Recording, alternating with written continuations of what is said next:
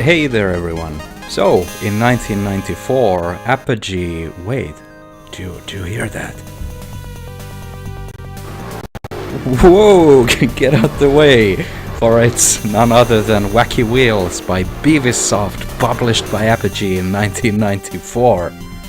Developed and spearheaded by one Andy Edwardson from the UK, it was the DOS Gaming's response to the smash hit Mario Kart. And what a charming game it turned out to be. As you can tell, it's a kart racing game with a cast of several different types of animals. There's something for everyone's persona here, but I'll be picking this one because in all levels except physical, I'm a raccoon. So once you've chosen your renegade runaway animal, it's time to choose a difficulty and a set of courses to rampantly race through.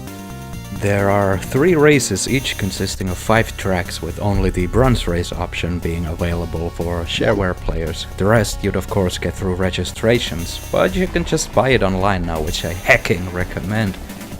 You're then thrown to the free-will burning breakneck speed racing action with all the animals, and the rest is self-explanatory.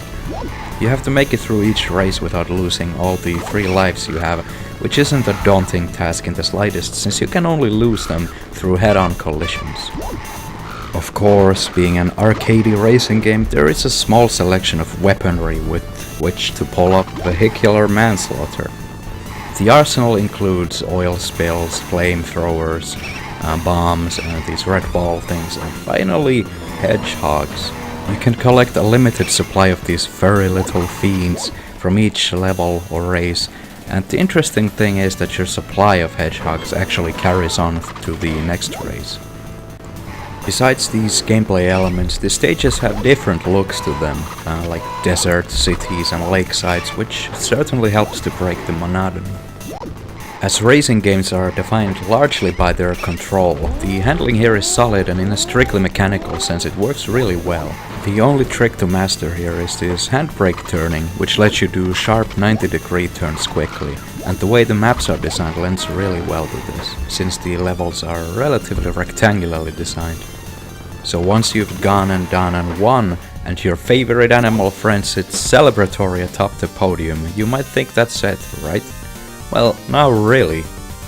The game comes packed with a one-on-one split-screen racing duel feature, but if you're like me and have no friends, you'll have to settle for releasing your frustrations in a hedgehog-filled red mist against literal ducks on wheels. I don't know about you, but I really quite like music, and the soundtrack for this one is pretty damn stellar. It's composed by one Mark Clem, who's also contributed to a whole lot of Doom WODs. Oh, and before I forget, there's this curious, or should I say wacky feature of summoning Satan to pester your friends in the multiplayer mode. Well, let's just slap one more thing on the list of curiosities that this game has, and that would be the first video game cameo role of the Dopefish. All said and done, is it a good game? Certainly, it does what it does proper well and flawlessly, really. The only complaint I have is that in this frail, senile age, this stable frame rate of what, 14, is really getting on my eyes. I don't know the technicalities behind it, nor did I notice it as a young'un. The game is cheap and available easily on a digital format. And there's also this studio by the name of Ferocity 2D pushing out a remake, sequel, HD remaster of the game, and it's on Steam Early Access for the meager price of roughly €10, so the game has sort of a legacy to it now.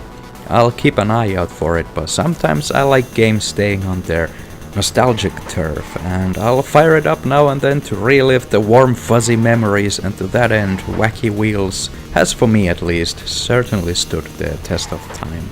Thank you for watching, and I'll see you on the next one. Bye bye.